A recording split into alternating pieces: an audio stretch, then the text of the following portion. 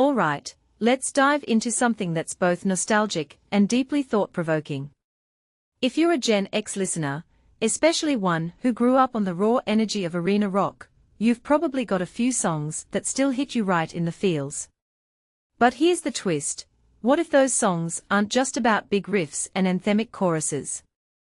What if they are also about something much heavier, like war? Today, I want to talk about 3 arena rock songs that, decades later, still manage to get under the skin of Gen X listeners. And trust me, it's not just about the music, it's about the stories they tell and the questions they raise. First up, let's talk about Bruce Springsteen's Born in the U.S.A. Now, I know what you're thinking: isn't this song a patriotic anthem? Well, that's where things get interesting. Personally, I think this is one of the most misunderstood songs in rock history. On the surface, it sounds like a celebration of American pride, but if you dig deeper, it's a scathing critique of how Vietnam War veterans were treated. Springsteen isn't glorifying war, he's highlighting the struggles of those who came home to a country that didn't care. What makes this really interesting is how the song's message got lost in translation.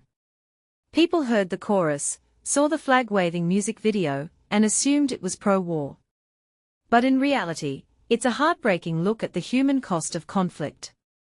If you take a step back and think about it, this song is a perfect example of how art can be misinterpreted, and how powerful it can be when you finally understand its true meaning. Now, let's shift gears to a song that's a bit less mainstream, but no less impactful: 2 + 2 = by the Bob Seger System.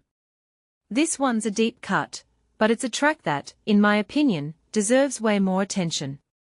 Released in 1968, it's a raw, unfiltered protest against the Vietnam War.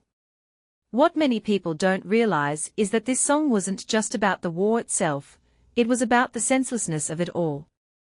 Seger wrote it as a tribute to the young men who were sent to fight and die in a conflict that felt endless and unjust. What this really suggests is that even in the late 60s, when anti-war sentiment was growing, not everyone was ready to listen. The fact that this song was largely ignored by mainstream audiences is a detail I find fascinating.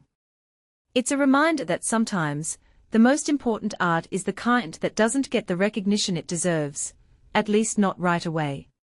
Finally, let's talk about Walking on a Thin Line by Huey Lewis and the News. On the surface, this is a classic arena rock banger: catchy hooks, funky synths, and a chorus you can't help but sing along to. But here's the thing: the lyrics are gut-wrenching. They are about Vietnam veterans trying to reintegrate into civilian life after experiencing unimaginable trauma. One thing that immediately stands out is the line, "Taught me how to shoot to kill, a specialist with a deadly skill." It's a punch to the gut, and yet, the upbeat music almost makes it feel like the song is challenging you to reconcile the two. From my perspective, this is what makes the song so powerful. It's not just a lament, it's a call to acknowledge the complexity of war and its aftermath. What this really suggests is that even in the most polished, radio-friendly music, there's room for depth and nuance. So, why do these songs still resonate with Gen X listeners today? Personally, I think it's because they capture something universal about the human experience. War isn't just a historical event, it's a lens through which we can examine themes like sacrifice, injustice, and resilience. These songs aren't just about Vietnam, they are about the cost of conflict, period. And in a world where those themes are still painfully relevant, it's no wonder they still get under our skin. This raises a deeper question: what role does music play in helping us process the complexities of history? In my opinion, it's not just about entertainment, it's about connection, reflection, and maybe, just maybe, a little bit of healing.